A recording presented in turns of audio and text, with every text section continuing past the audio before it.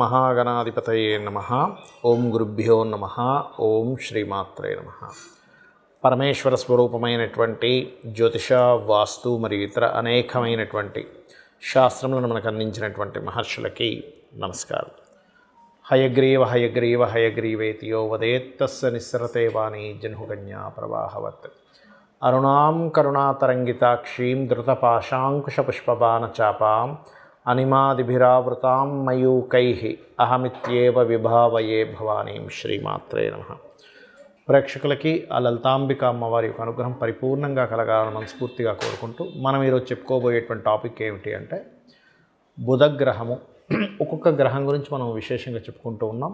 అందులో ప్రతి జాతకుడికి కూడా బుధుడు యొక్క పాత్ర ఏమిటి, బుధుడు బాగుంటే కలిగే ఫలితాలు ఏమిటి, బుధుడు ఇబ్బంది ఉంటే కలిగే ఫలితాలు ఏమిటి, మీ లగ్నరీత్యా, లగ్నం తెలియని వారు రాశిరీత్యా బుధగ్రహం యోగించాలంటే ఏం చేయాలి, బుధగ్రహం యోగిస్తే ఎంత రాజయోగం పడుతుంది వ్యక్తికి, బుధగ్రహం కనుక పాడైతే ఎటువంటి ఇబ్బందులు పడతాడు, దాని నుంచి ఎలా బయటపడాలి అనేటువంటి విషయాలు, మరియు మీకు జాతక చక్రం లేనప్పుడు బుధగ్రహ ఫలితాలు వస్తున్నాయి అందుకే ఇబ్బంది పడుతున్నాం అనేటువంటి విషయాలు ఎలా తెలుసుకోవాలి అనేటువంటి అనేకమైనటువంటి అంశాలు చెప్తుంది నేనైనప్పటికీ కూడా చెప్పేసిన సాక్షాత్ లలిత అమ్మవారిగా భావిస్తూ ఒక్కొక్క లగ్నం తెలియని వారి రాశి నుంచి మనం తెలుసుకుందాం. వృషభ లగ్నము, వృషభ రాశి. వృషభం వారికి కనుక చూసుకుంటే బుధుడు చాలా మంచి యోగకారకుడు అండి ఈ లగ్నానికి. కాకపోతే నేను మీకు చెప్పేది ఒకటే, ఎప్పుడు కూడా ఏ లగ్నానికైనా శుభులు కానీ పాపులు కానీ వాటి యొక్క రూపాలు మార్చుకుంటాయి. ఇది ఆస్ట్రాలజీలో ఉన్నటువంటి బేసిక్ రూల్ అనమాట. అంటే మన ఇంట్లో పిల్లడే కానీ వ్యసనానికి గురయ్యాడు, ఇంట్లో డబ్బులు కూడా పట్టుకెళ్ళి డ్రింక్ చేసేస్తాడు. మన ఇంట్లో పిల్లడు కాదు కానీ వాడు చాలా మంచివాడు అనుకోండి, మన ఇంట్లో పిల్లడు కాకపోయినా మనకి మంచి చేస్తాడు.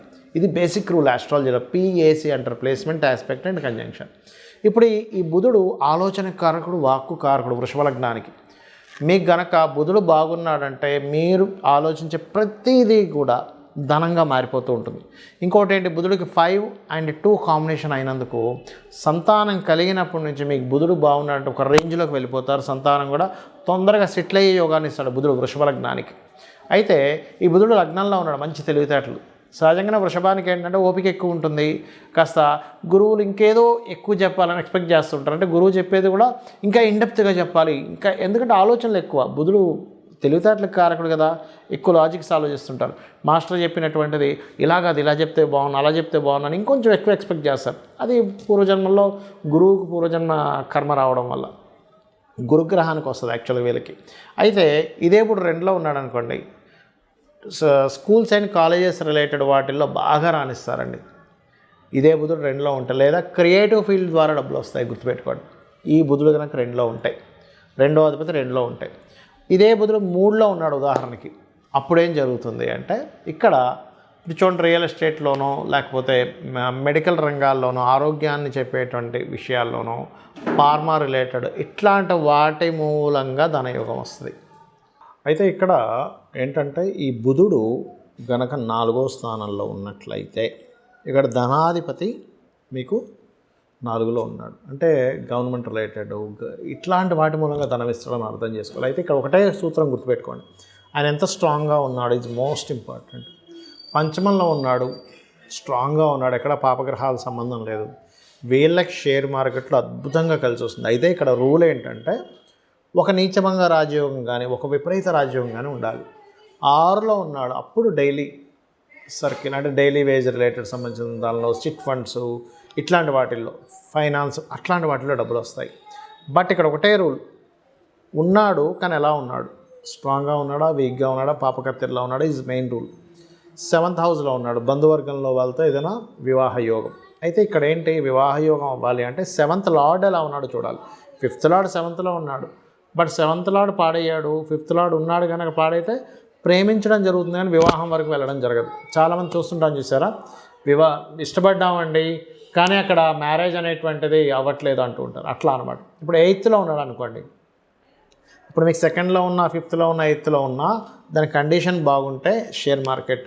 9thలో ఉన్నాడు, హైయర్ ఎడ్యుకేషన్ లేకపోతే తండ్రి గారికి సంబంధించినటువంటి బిజినెస్ ఏదైనా వీళ్ళు డీల్ చేయగలుగుతారు.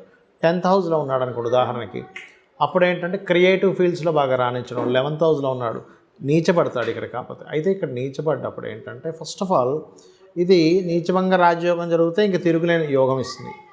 కానీ అదే పనిలో ఉంటే మాత్రం ఉన్న ప్రదేశం కాకుండా ఇతర ప్రదేశాలకు వెళ్ళడం ద్వారా యోగం ఉంటుంది. అయితే ఇక్కడ మీకు బుధుడు శుభుడైనా యోగించట్లేదంటే మీరు అర్థం చేసుకోవాల్సింది ఫలానా పాపగ్రహాలతో ఉందని అర్థం చేసుకోవాలి. విష్ణు సహస్రనామాలు ఎక్కువగా చదవాలి.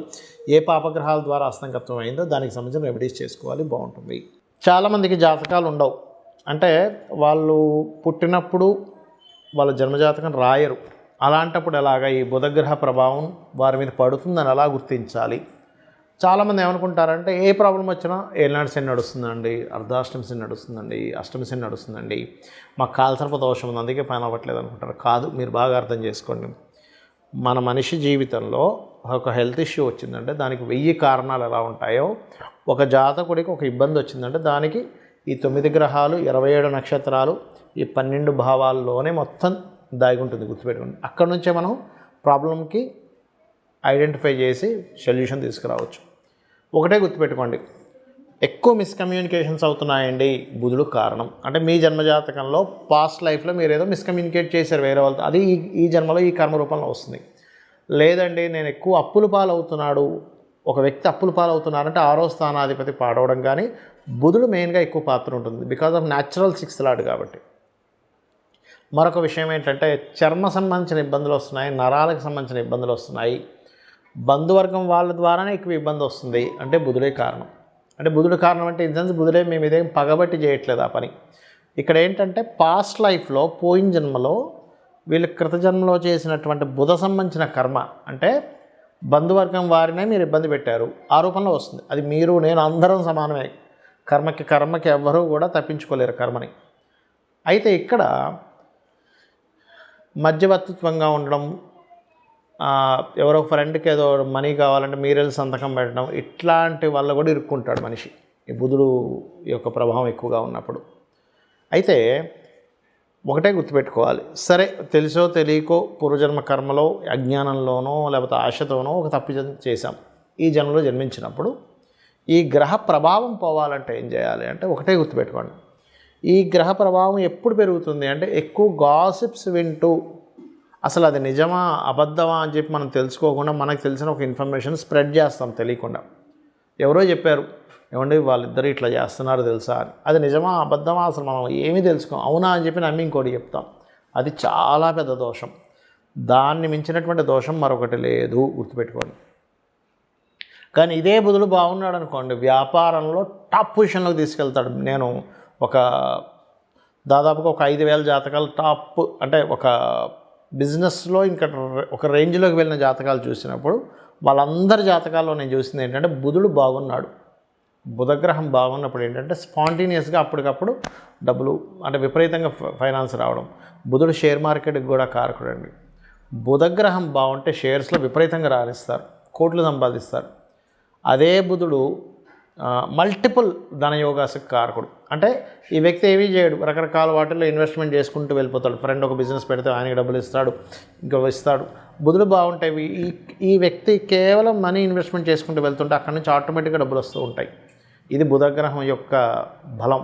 ఇదే బుధుడు కనుక పాడైతే అనాలోచితమైనటువంటి పనులు అస్సలు ఆలోచించరు, ఏవేవో చేస్తూ ఉంటారు, ఏవేవో పోగొట్టుకుంటూ ఉంటారు, ఏమేమో అయిపోతూ ఉంటారు, మళ్ళీ నేను గొప్పగా ఆలోచించానని చెప్పుకుంటూ ఉంటారు. ఇది చాలా చాలా కేర్గా ఉండవలసిన విషయం. అందుకని మన వాళ్ళు ఏం చెప్తారు, చిన్నప్పటి నుంచి విష్ణు సహస్రనామాలు నేర్పించండి పిల్లలకి అంటారు. ఎందుకు? బుధుడు బాగుపడతాడు. బుధుడికి అధిష్టాన దేవత విష్ణువు.